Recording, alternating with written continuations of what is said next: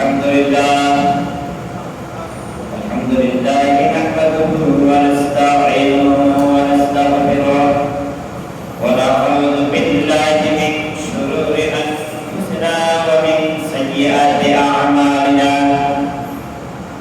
من يهده الله فلا مضل له ومن يضلل فلا هادي له ونشهد أن لا إله إلا الله وحده لا شريك له ونشهد أن سيدنا وحبيبنا وسندنا ومولانا محمد أرسل رسوله بالحق بشيرا ونذيرا وداعيا إلى الله بإذنه وسراجا منيرا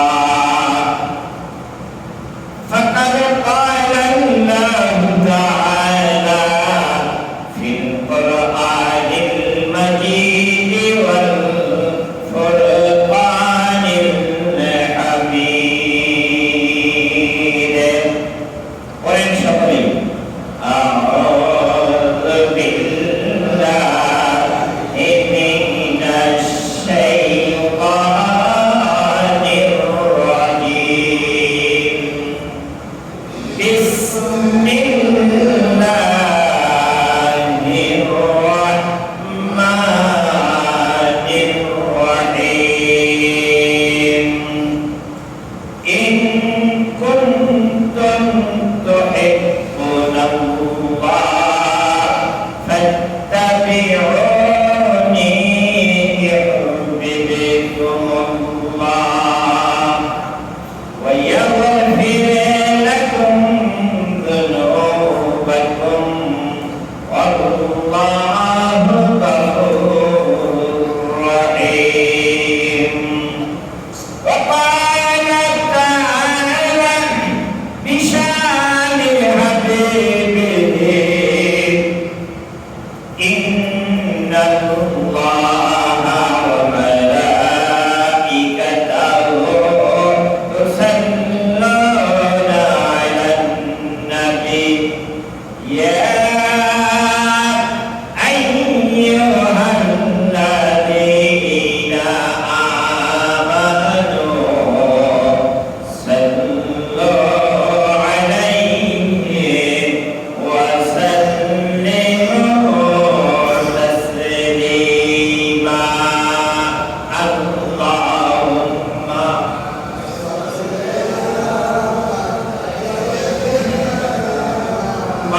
مولانا محمد وعلى آله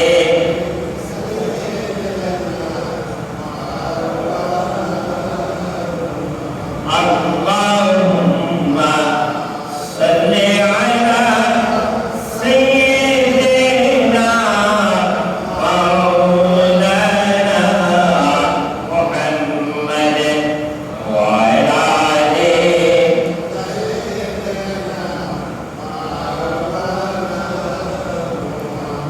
بلغ العلا بكماله كشف الدجى بجماله حسنت جميع خصاله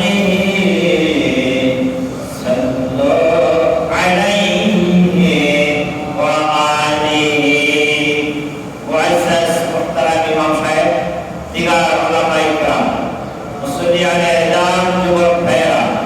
Assalamualaikum warahmatullahi wabarakatuh. মহান রব্বুল ইজ্জাত ওয়াল জালালের দরবারে সকলে মিলে কালিমাতুশ শুকর আদায় করছি যে আল্লাহ আমাদেরকে আজ পবিত্র জুমার দিন জুমার নামাজ আদায়ের উদ্দেশ্যে আল্লাহর ঘরে আসার সুযোগ করে দিলেন। কার ঘরে? আল্লাহর ঘরে। বলছি কার ঘরে? আল্লাহর ঘরে।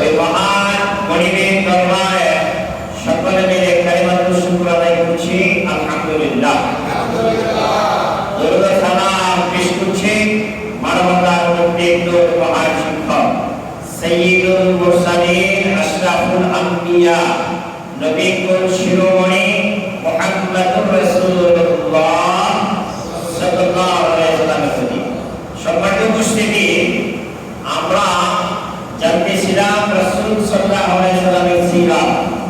মনে আছে আপনাদের সব? মনে আছে কিছু? রাসূল সাল্লাল্লাহু আলাইহি ওয়াসাল্লাম মক্কা থেকে মদিনায় হিজরত করতেছেন, এখানে আমরা ছিলাম। তিনি পথিমধ্যে এক বাসায় বিশ্রাম নিলেন, সেখানে ছাগলের দুধ পান করলেন। আমার আলোচনা আগে ধরা শেষ করে দিয়ে বেশি ভালো লাগবে। রাসূল সাল্লাল্লাহু আলাইহি ওয়াসাল্লাম এই মক্কার মায়ার ভূমি, মাতৃভূমি, জন্মভূমি, এটা ছেড়ে মদিনায় চলে যেতে হলো, কারণ একটাই, আল্লাহর দ্বীনকে প্রতিষ্ঠিত করার জন্য। কি প্রতিষ্ঠার জন্য? আল্লাহর দ্বীনকে প্রতিষ্ঠার জন্য।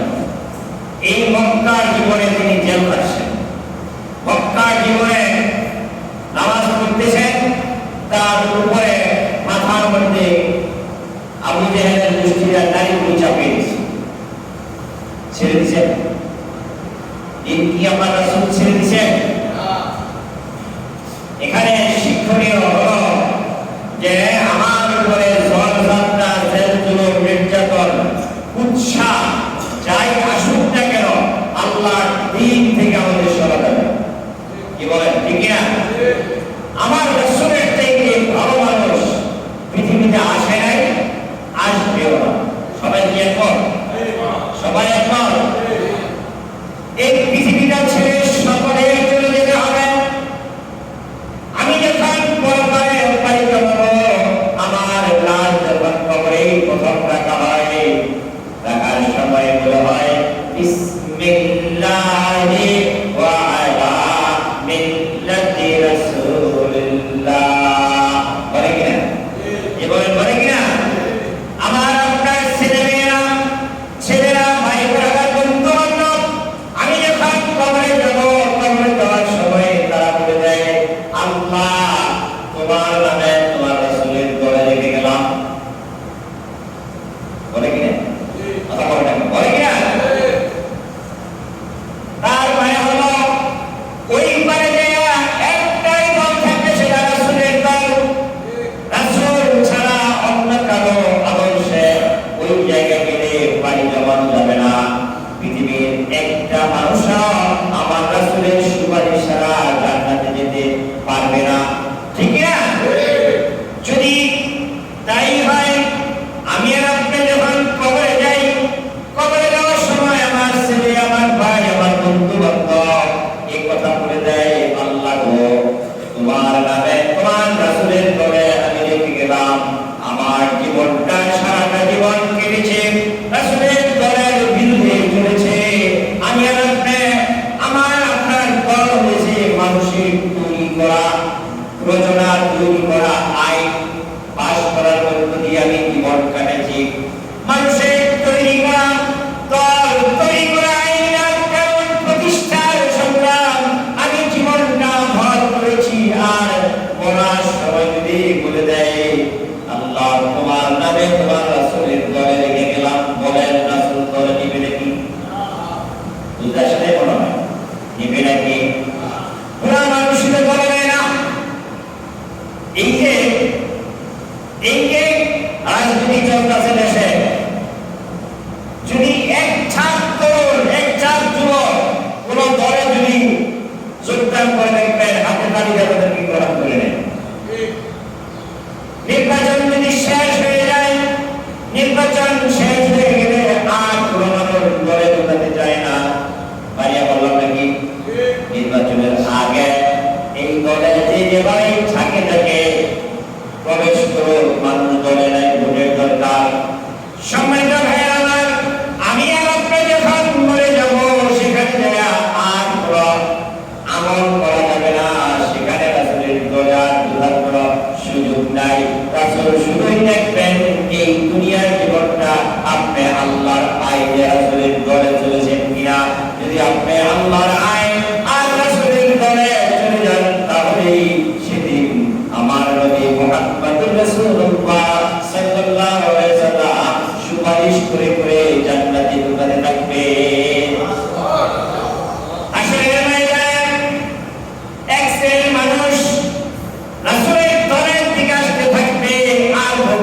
থাকবে আমরা বিশ্বনবীর উম্মত, এই নবীর উম্মত হিসাবে দুনিয়ায় কাটাইছি, সুপারিশ করেন। সাথে সাথে পর্দা পড়ে যাবে, ফেরেশতারা বলবে ইয়া রাসূলুল্লাহ, এই মানুষগুলো আপনার রেখে যাওয়া ইসলাম তারা পালন করে নাই, এই মানুষগুলো একটা ইসলাম বানিয়ে নিয়ে পালন করেছে, এরকম দল আছে না নাই? আছে না নাই? আপনারা চোখে দেখলে বুঝতে পারবেন এই ইসলামটা মানুষের বানানো। কোরআন আর হাদিসের সাথে ইসলামকে বলাতে হবে, দ্বীনকে বলাতে হবে। যেই দ্বীনের সাথে কোরআনের সম্পর্ক নাই, রাসূলের হাদিসের সম্পর্ক নাই, এই দ্বীনটা মানুষের তৈরি করা জীবন ব্যবস্থা, ওই দ্বীন পালন করে গেলে আমার রাসূল সেদিন সুপারিশ করবে না। ঠিক আছে? সম্মানিত ভাইয়েরা আমার, ওই পরে যাওয়ার পরে রাসূলের দলে আমরা ঢুকতে না পারি, আমার আপনার কোনো কিছুই করার থাকবে না। এক শ্রেণীর মানুষ পৃথিবীতে মক্কা নগরীতে তারা বলতো আমরা আল্লাহর মানি, মুহাম্মদ যার মা নাই, বাপ নাই, ধন নাই, সম্পদ নাই, তারা মানি না।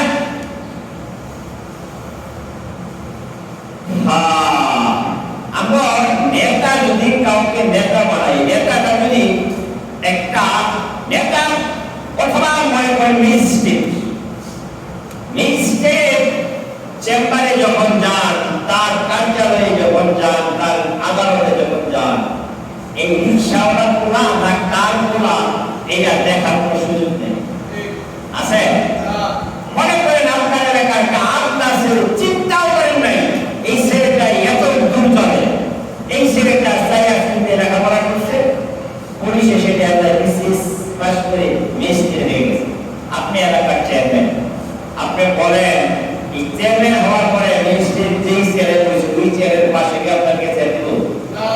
আপনি আসামি, আপনি যেই থাকেন না কেন আসামি হয়ে গেলে আপনার তার কাছে হাত করে বলতে হবে জি স্যার বা স্যার। আমার নবীকে নবী বানিয়েছেন দুনিয়ার মানুষটা আল্লাহ বানিয়েছেন, আল্লাহ রাব্বুল আলামিন তাকে সুপারিশকারী হাদি হিসাবে বানিয়েছেন। তার দিন যারা মেরে গেছেন, তার দেখানো আদর্শ যারা দুনিয়াতে বাস্তবায়ন করে গেছেন, সেই মাত্র তার সুপারিশ গ্রহণ করবে, আর অন্যথায় তার সুপারিশ অন্য কারোর জন্য গ্রহণ করা হবে না। সুবহানাল্লাহ। বলছিলাম মানুষ এক শ্রেণীর মানুষ বলবে আল্লাহ আমরা তোমার মানি, কিন্তু মুহাম্মদ বলে এটা মানি না। বুঝতে পারছেন? ভালো করে বলবেন। অপ্রভাবশালী অর্থ সম্পদ আছে, বংশের পাগুড়ি আছে, তারা বলতো আল্লাহ আমরা তোমার মানি, কিন্তু মুহাম্মদ নবী এরা মানা সব যায় না। আল্লাহ বলে দিলেন কোন হে নবী আপনি তাদেরকে বলে দেন, যারা মানে না তাদেরকে বলে দেন ইন কুনতুম তুহিব্বুনাল্লাহ, যদি তোমরা আল্লাহকে ভালোবাসো, আল্লাহকে মানো, ফাত্তাবিউনি, তাহলে আমি নবীর অনুসরণ করো, অনুসরণ করো। তোমরা যদি আমার আল্লাহকে মানো তাহলে শুনে রাখো আল্লাহ আমাকে নবী হিসেবে দুনিয়ায় প্রেরণ করেছেন, আমাকে মানতে হবে, আমাকে এইভাবে মানতে হবে। তুমি আমি যেই কাজ যেইভাবে করি তোমারও ওই কাজ ওইভাবে করা লাগবে। কে বলছেন? আল্লাহ। কে বলছেন? ভালো করে বুঝে নেবেন। আমার আল্লাহ রাসূলকে বলে দিলেন হে নবী তুমি তাদেরকে বলে দাও ইন কুনতুম তুহিব্বুনাল্লাহ, যদি তুমি আল্লাহকে মানো, আল্লাহকে ভালোবাসো, ফাত্তাবিউনি, তাহলে আমি নবীর অনুসরণ করো, অনুসরণ করো, আমাকে মানো। আমাকে তুমি মানবে তোমার ব্যক্তিগত জীবনে, তোমার পারিবারিক জীবনে, তোমার রাষ্ট্রীয় জীবনে, সব জীবনে আমাকে মানা লাগবে। মসজিদে আইসা বলবা সুবহানা রাব্বিয়াল আলা, বাইরে যেয়ে বলবা আল্লাহ সুবহানা ওয়ালা। কি বলেন? এরকম মসজিদে আছে না নাই? মসজিদে নামাজ পড়ে, তাহাজ্জুদ করে, বাইরে যায় মানুষের তৈরি করা জীবন ব্যবস্থা যারা চালায় তাদের দলে দেয়, দেয় মানুষ আছে না নাই? এরকম ভুরি ভুরি হাজি সাহেব আছে যারা মক্কা যাইয়া বলে লা শারীকা লাহ, লব্বাইক আল্লাহুম্মা লব্বাইক, লব্বাইক লা শারীকা লাক। মক্কা কাবারের সামনে যাইয়া ঘোষণা দেয়, আল্লাহ গো তুমি ছাড়া আর কেউ ইলাহ নাই, তোমার কোনো শরীক নাই। কোথায় গিয়ে কয়? কোথায় যাই ভাই? কাবারের সামনে, কাবারের সামনে যাইয়া বলে। বলেন তো এই জায়গায় যে মুনাফিক করার সুযোগ আছে? যারা করে তারা টাউন মাঠ পার, কি বলেন? ঠিক কিনা? এক থেকে বড় মাঠ করার কিছু আছে? এই নিয়ে বিচার হয়েছে আপনাদের মসজিদের সভাপতি, এই মসজিদে বিচার হয়ে রয়েছে। বিচারটা আসলে এটা হওয়া উচিত ছিল, বিচারের ব্যবস্থা থাকা উচিত। ইমাম খানকে সাথে নিয়ে মসজিদের সভাপতি বসবে, মসজিদে বলে বিচার করা যায়। এখন এক শ্রেণীর মানুষ নয়, মসজিদে বসে দুনিয়া দুই কথা বলা হারাম। এটা জাল হাদিস, ঠিক হাদিস, জাল হাদিস। বলেন বিয়ে করানো, বিয়ের কথাবার্তা এ দুনিয়া ঠিক আছে না? দুনিয়া ঠিক আছে না? বিয়ের সময় বলা হয়, ছেলের বাবা বলে মেয়ে তো, ছেলে তো আমার এমএ পাস করছে, অনেক কষ্ট করেছি, মেয়ের বাপরে কয় যে আমার অন্তপক্ষে ছেলের একটা হন্ডা না দিলে সুন্দর হয় না। এটা কি যৌতুক? এটা কি বলে? ইমাম সাহেবের সামনে যিনি সভাপতি সাহেব এই বিয়ার আলোচনা করেন, এই মসজিদে বসে ইমাম সাহেবের সামনে কি কথা কওয়ার সাহস পাইব? আমার ছেলের হন্ডা দেওয়া লাগলো। যৌতুক কি? বলেন বলেন, যৌতুক কে? শুকরের গোশত খাওয়া কে? শুকরের গোশত খাওয়া যেরকম হারাম, যৌতুক দেওয়াটা এরকম হারাম। সম্মানিত ভাইরা আমার, যেই মানুষগুলো বলতেছিলাম রাসূলকে মানি আমরা, আল্লাহ আপনারে মানি, রাসূলকে মুহাম্মদকে মানি না, আল্লাহ বলে দিলেন নবী আপনি তাদেরকে বলে দেন, তোমরা যদি আল্লাহকে মানো, আল্লাহকে ভালোবাসো, তাহলে আমি নবীর অনুকরণ করো, অনুসরণ করো। করলে কি হবে? আল্লাহ বলেন করলে কি হবে? ইয়াদা কি হবে? ইয়ে করবে বেকম, ঠিক আছে? ইয়ে করবে বেকম আল্লাহ, আল্লাহ তোমাদেরকে ভালোবাসবেন। সুবহানাল্লাহ, আল্লাহ তোমাদেরকে ভালোবাসবেন। শুধু ভালোবাসবেন না, ইয়া ওয়াফির লাকুম যুনুবাকুম ওয়াল্লাহু গফুরুর রহিম। আমি ভাই ঠিক আছে? আল্লাহ শুধু ভালোবাসবেন না, তোমরা জীবনে মূর্তি পূজা করে দেশে গুনাহগুলো করেছ, অপরাধগুলো করেছ, সুলতান মন্ডলতার এই কথায় জীবন কাটাইছ, চিন্তা মেয়েদেরকে তোমরা কবর দিছ, এরকম অপরাধগুলো তোমরা যারা করেছ, আল্লাহকে মেনে রাসূলের অনুসরণ অনুকরণ করলে ওই সব গুনাহগুলো আল্লাহ রাব্বুল আলামিন মাফ করে দিবেন। সুবহানাল্লাহ। সম্মানিত ভাইরা আমার, কালেমার দুইটা অংশ, একটা হলো লা ইলাহা ইল্লাল্লাহ, বলেন লা ইলাহা ইল্লাল্লাহ, ওই অংশটা আবার বলেন শুধু লা ইলাহা ইল্লাল্লাহ এক অংশ হলে চলবে না, পরের অংশটা মুহাম্মাদুর রাসূলুল্লাহ, আমাকে আল্লাহ ছাড়া আর কারো দাসত্ব করা যাবে না, আল্লাহ ছাড়া কারো বিধান মানা যাবে না, আল্লাহ ছাড়া কাউকে রিজিক কর্তা মানা যাবে না, আল্লাহ ছাড়া কাউকে আইনদাতা মানা যাবে না। ভালো করে বুঝবেন, ভালো করে বুঝবেন। এক লোক রাস্তা দিয়ে হাইটে যেতেছে, রাস্তা চিনে না, এরকম আমরা ছেলে বলছে এই দিকটা যান চাষা, এই দিকটা যান, চাষা দিয়ে দিছে রাস্তায়, রাস্তায় এই দিকটা যাও তুমি গেলে পাইবা। আর রাস্তায় তো শিক্ষিত দেখে দিছে, তাকে ধন্যবাদ দেওয়া লাগে না, চাষা একবার থ্যাংক ইউ, কি কইছে? বলে থ্যাংক ইউ, চাষা একবার কি স্যার আমি উপকার করলাম, আমার থ্যাংক ইউ দিল। এখন থ্যাংক ইউ কি ভালো না খারাপ? আমার চাষা একবার কি রাস্তা তুমি আমার থ্যাংক ইউ কইরা থ্যাংক ইউ করতে কি থ্যাংক বানাবো করা কি আল্লাহ জানে। যদি থ্যাংক ইউ ভালো হয় তাহলে ভালো, আর যদি ভালো না হয় তো তোমার সত্য খুশি থাকবি। আমি কালেমা পড়েছি লা ইলাহা ইল্লাল্লাহ, কিছুই বুঝি নাই কি বললাম। এই লা ইলাহা ইল্লাল্লাহ এই দাওয়াত দেওয়ার কারণে রাসূলকে মক্কা নগর থেকে চলে যেতে হয়েছে, ও মানুষকে জেলে উঠতে হয়েছে, ও মানুষকে নির্যাতনের শিকার হতে হয়েছে। সুতরাং যেই কালেমা এরকম পরিস্থিতি তার হয়েছে, বুঝতে হবে এই কালেমার আসল অর্থ কি। এই কালেমার আসল অর্থ হলো কারো আইন মানি না আল্লাহ ছাড়া। কথা বলেন কি না? আপনি এখন এই রাজনীতিতে শরীক হন, মানুষের তৈরি করা আইনের রাজনীতি যারা করে তাদের দল মানি না, মানব না। একটাই দল করতে হবে, সেই দলটা হলো আল্লাহর আইনের পক্ষে যারা কাজ করে। ঠিক আছে? তখনই আপনি দেখবেন যারা ক্ষমতায় থাকবে, এই ক্ষমতাওয়ালা যদি মানুষের তৈরি করা তগুতের আইনের পিছনে পড়ে থাকে, আপনার নামে মামলা দিবে, হামলা দিবে, একা চলতে গেলে আপনাকে আটক করার ব্যবস্থা করবে। ঠিক না? সুতরাং যাই করুক না কেন আমার ছাড়া যাবে না, কারণ হলো আমি এই পৃথিবীতে থাকতে পারবো না। ঠিক আছে? বাদশাহ আলমগীর মসজিদে নামাজ পড়তেছে, ভিক্ষুককে বলছে একটু যে তুমি এই যে ভিক্ষা করো কতটা বছর হয়ে গেছে, ভিক্ষা খালি করতে আছো, একটু ভালো মানুষ হয়ে কেমনে ভালো হবো বলো? মানুষের দেয় 2 টাকা 1 টাকা 3 টাকা, এই কি আমার এত খাইতেই জায়গা?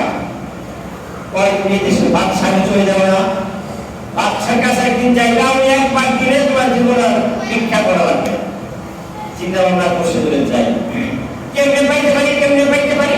ওই যে আপনার মসজিদ আছে, মসজিদে যেয়ে দেখো নামাজ পড়তেছে, আজকে একা আছে, তুমি পাইবেন। ভিক্ষু মসজিদের বাহিরে দাঁড়ায় আছে ভিক্ষার জন্য। কার কাছে? বাদশাহ আলমগীরের কাছে ভিক্ষার জন্য। কোথায় দাঁড়িয়ে আছে? মসজিদের বাহিরে দাঁড়ায় দাঁড়ায় দেখে বাদশাহ নামাজ পড়া হাত উঠাই কাঁদতেছে, কাঁদতে কাঁদতে মানে চোখের পানি দাঁড়া হয়ে পড়ছে। দেখতেছে কে? চিন্তা করলেন আমি তো বাদশার কাছে যাই, মানুষের কাছে যাই, কান দিত না। কি বলেন? ভিক্ষুকে কান দেয়? আমি তো মানুষের কাছে যাই, 1 টাকা 2 টাকা আমার টাকা তো কান্না করা লাগে না। এই বাদশা আমার কিসের তো অভাব যে কার কাছে যাই আসে কাঁদতেছে? জ্ঞান খুলে গেছে।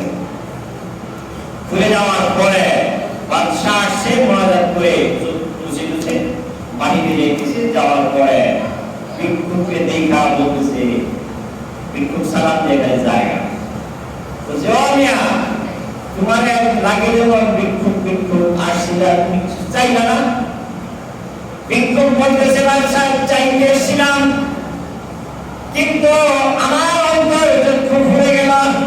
আমি তো ভিক্ষা করি মানুষের কাছে, যাই 1 টাকা 2 টাকা যা দেয় আমি চলে যাই, কখনো কান্না করি না। আমি দেখতে পেলাম বাদশাহ যেই বাদশার কাছে হাত উঠাইয়া কান্নাকাটি করছে, রোনাজারি করছে, ওই বাদশাহ এই বাদশাকে দেয় বলেছে মানুষকে দিতে পারে। সুতরাং আমার চোখ খুলে গেল, আমি আর কোনো বাদশার কাছে ভিক্ষা যাব না। ভিক্ষা যদি চাইতে হয় বাদশারা যেই বাদশার কাছে যায়, ওই বাদশার কাছে আমি ভিক্ষা চাব। এই বাদশাকে যেরকম ওই বাদশা দিতে পারে, আমি গোলামকেও তিনি দিতে পারবে। সম্মানিত ভাইরা আমার, বিশ্বনবী মুহাম্মদুর রাসূলুল্লাহ সাল্লাল্লাহু আলাইহি সাল্লামের কাছে আমাদের সুপারিশের জন্য যাওয়া লাগবে। দুনিয়া থেকে যখন চলে যাব, তার সুপারিশ ছাড়া তো আমার আপনার মুক্তি নাই। সুতরাং এই দুনিয়াতে পুরা মানুষের তৈরি করা আইন মানা যাবে না। আল্লাহ বলে দিলেন, ইয়াগফির লাকুম যুনুবাকুম ওয়াল্লাহু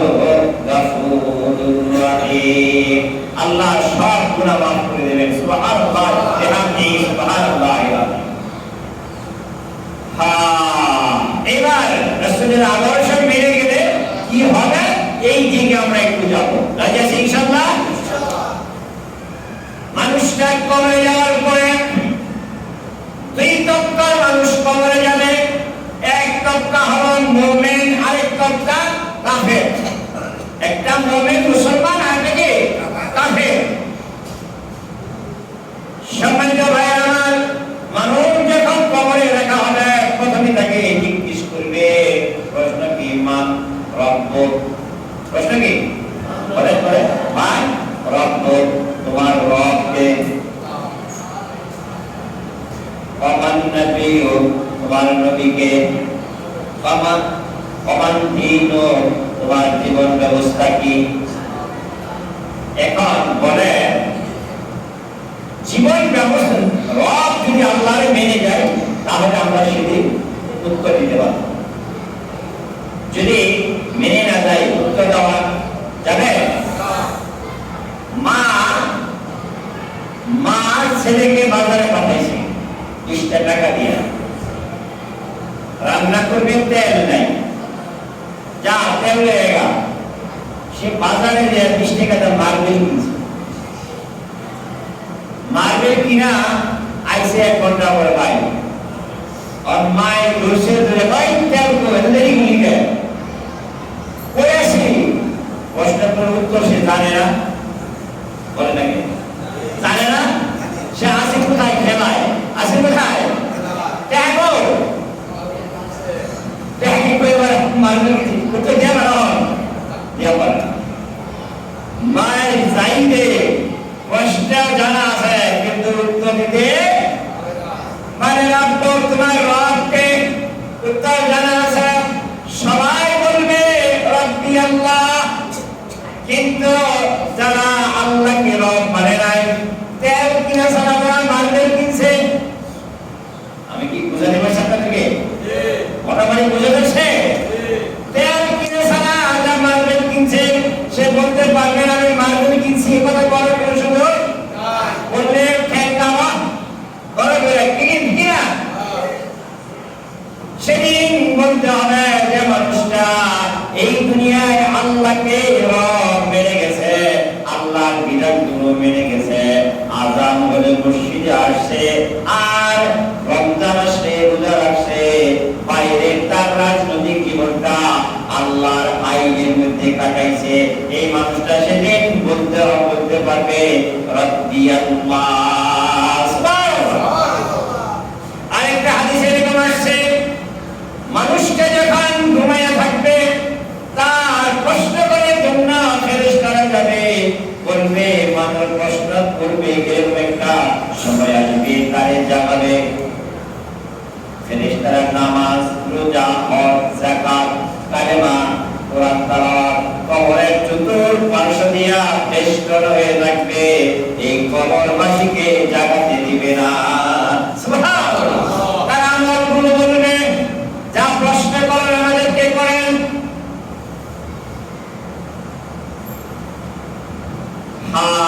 বুড়া বয়সে বয়স যখন বুড়া হয়ে গেছে, তার ছেলে 4 জন বুড়া হয়ে গেছে গা, যৌবন বয়সে যে কাজ করছে ছেলে এখন করবে না, বাবা আপনি এই কাজ করেন না, আপনি বাইরে থাকেন, মসজিদে যাইবেন, কাজ কাম বাজার কাজ সব দিনে আসছে, যা করেন আমরা করুন। কি বলেন? ছেলে এরকম বলে না? সুপুত্র যারা আর কুপুত্র বাইতে বেরিয়ে যায়।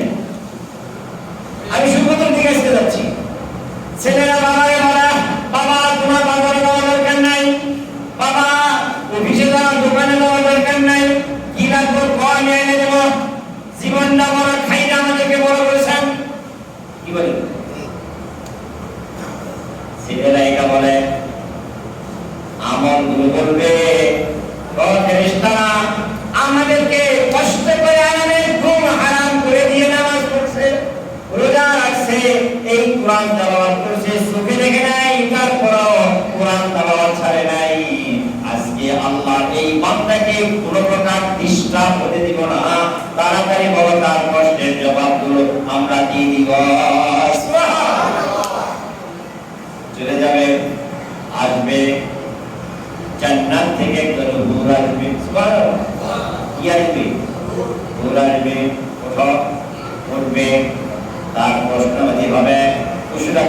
সেবা হবে। মহিলাই সুর বলবে আমি চলে যাই, তুমি ঘুমাও, নম কানন অলস ঘুমাও, নতুন দুলহা যেরকম ঘুমিয়ে থাকে তুমি এরকম ঘুমিয়ে থাকা। এই কবর অবস্থা মোমেনের জন্য। কার জন্য? মনে রাখতে হবে, মোমেনের জন্য। নতুন দুলহা যেরকম ঘুমিয়ে থাকে সে বলবে আমি তো ঘুমিয়ে আসছিলাম, আমাকে জাগে না কেন? এই ভুল চলে যেতে যাবে, কবরবাসী হাত তাকাবে সামনের দিকে, এই ঘুরের গলায় একটা মালা থাকবে, মতির মালা, ঝকঝক ঝকঝক করবে, সুবহানাল্লাহ। এই মালায় হাত থেকে মালাটা ছিঁড়ে যাবে, সুবহানাল্লাহ। কি করলাম? সুন্দর মালা রাখতে ছিলাম, কি করলাম এটা? কবরবাসী বলবে বসা। ছিঁড়েই যখন গেছে গা, তুমি এক দিক দিয়ে গাছো, আমি আরেক দিক দিয়ে গাছি, দুইজনের মালা কাটতে থাকবে। আর দূর থেকে ইসরাফিল আলাইহিস সালাম দুবারা সিংহায় কাটিয়ে দিবেন, সুবহানাল্লাহ।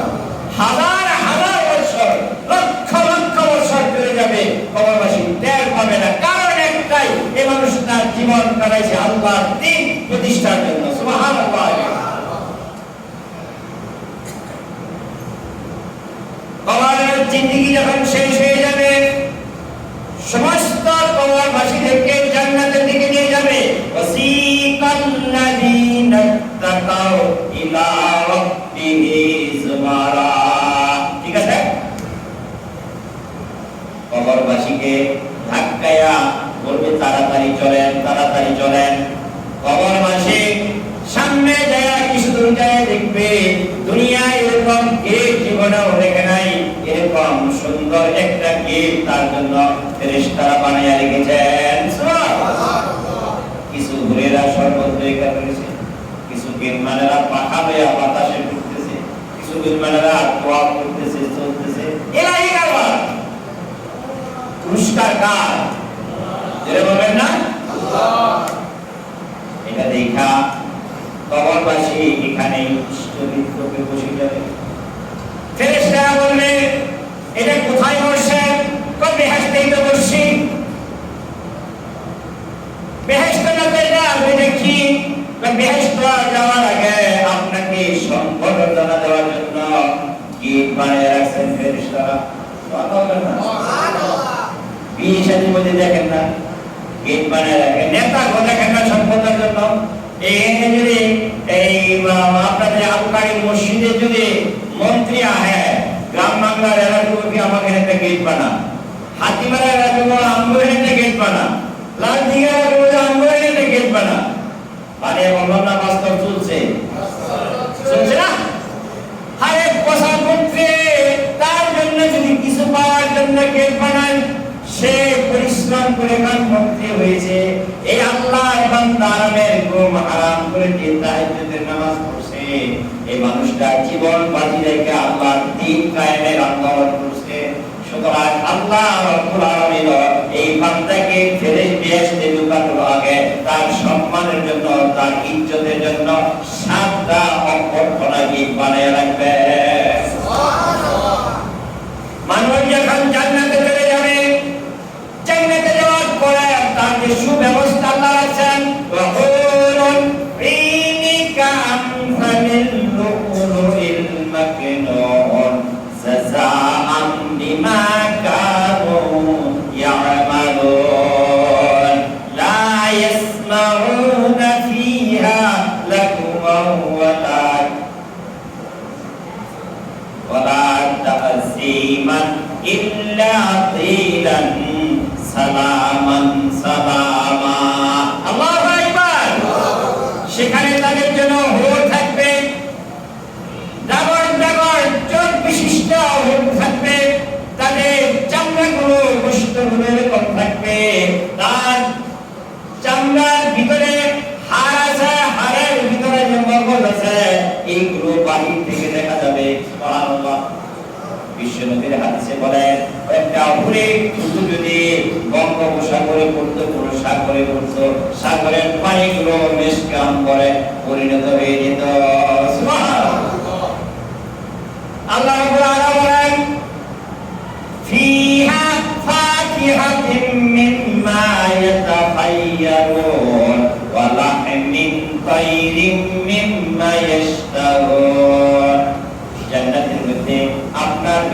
ধরনের ফল ফুল থাকবে, সুবহানাল্লাহ। বিভিন্ন ধরনের আঙ্গুর থাকবে, বেদানা থাকবে, কমলা থাকবে, আর ঠোকায় ঠোকায় গাছের মধ্যে ঝুলে থাকবে। জান্নাতি মানুষটা দেখবে, দেখে মনে করবে এই ফলগুলো কত সুন্দর দেখা যায়, এটা মনে ভালো লাগতো। মনে মনে বলবে কেউ এটা শুনবে না, শুনেছে একজন, তিনি বলেন তিনি আল্লাহর পক্ষ থেকে ফেরেশতাদেরকে বলা হবে, জলদি করে যাও, আমার এই বান্দার কোন চাহিদা আজকে অসম্পূর্ণ থাকতে দেওয়া যাবে না, এই গাছ থেকে ফলগুলো ছিঁড়ে একটা প্লেটের মধ্যে আমার বান্দার জন্য হাজির করে দাও। লা মাকতুআতুন ওয়া লা মামনুআ। দুনিয়াতে গাছের হাজার হাজার ফল যদি ধরে, একটা কাঁঠাল গাছে যদি 1000 কাঁঠাল ধরে, দুইটা ছিঁড়লে কমলো না বাড়লো? বলেন কমলো না বাড়লো? কমলো। 1000 কাঁঠাল ধরছে, দুইটা ছিঁড়ে ফেলছেন, দুইটা, 5টা ছিঁড়ছেন, 5টা। জান্নাতের মধ্যে আমার আপনার জন্য আল্লাহ রাব্বুল আলামিন এত নিয়ামত রেখেছেন, মানুষ তৃপ্তি সহকারে খাবে, কোনদিন গাছের ফল কমবে না। তৃপ্তি সহকারে খাওয়ার জায়গা জান্নাত কোথায়? যেটা বলেন কোথায়? এই দুনিয়াতে তৃপ্তি সহকারে খাওয়ার জায়গা না। আমার মতো হতে পারে গেছে, খাইতে মন চায় মিষ্টি, একটা গায়ে একটু ডায়াবেটিস,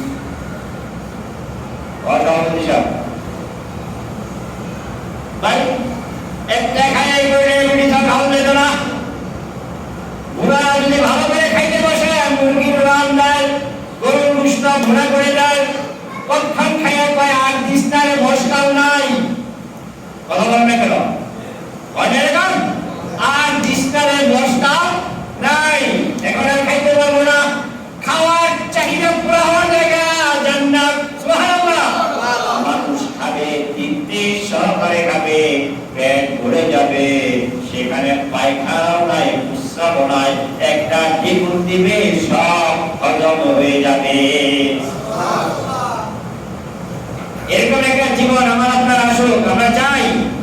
কারা কারা চাই? দু হাত তুলে দেখান। আল্লাহ কবুল করেন, সকলে বলেন আমিন। স্পষ্ট কথা, বুঝেন আর না বুঝেন, স্পষ্ট কথা, আমার রাসূলের আদর্শ ছাড়া অন্য কোন আদর্শ বাস্তবায়নের লড়াই করলে এই মানুষ জান্নাতে যেতে পারবে না। তাদের জন্য জান্নাত হারাম, হারাম, হারাম।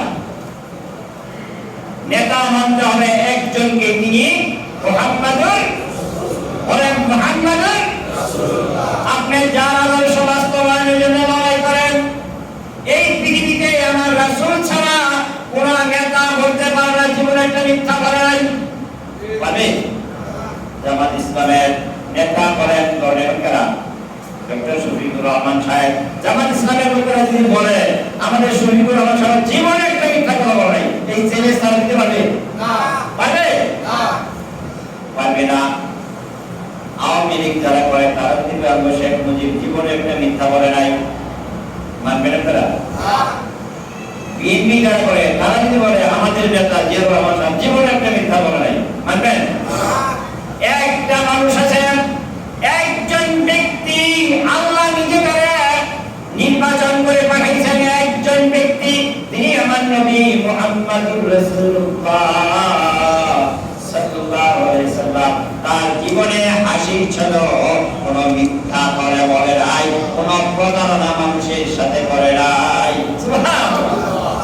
সম্মানিত ভাইরা, কাজে আমার দেখেন তার পারিবারিক জীবনটা কিছু ছোট্ট একটা কথা বলে আমার শেষ করব। এক বিবি রাসূলুল্লাহ দেশে করছেন, বলেন নাই? কয়টা করছেন? একাধিক করেছেন। কয়টা বেশি করেছেন? কেউ বলে 11টা, কেউ বলে 13টা।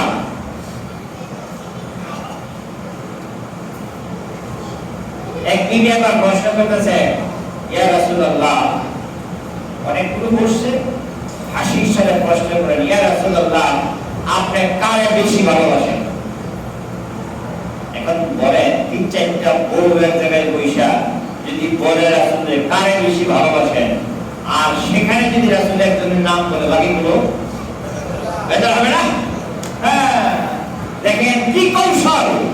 রাসূল বলছেন আজকে বলবো না, এটা কারে বেশি ভালোবাসি আজকে বলবো না, 2 দিন পরে বলবো। রাসূল চুপি চুপি প্রত্যেক বিবির ঘরে যায় 2টা করে খেজুর দিয়ে আসছে। কয়টা? 2টা। আর বলছে তোমাকে যে খেজুর দিলাম তুমি কিন্তু কাউকে বলো না। পরের দিন আসর জমছে, বিবিদেরকে নিয়ে গল্প করতেছে, খুশি গল্প করতেছে।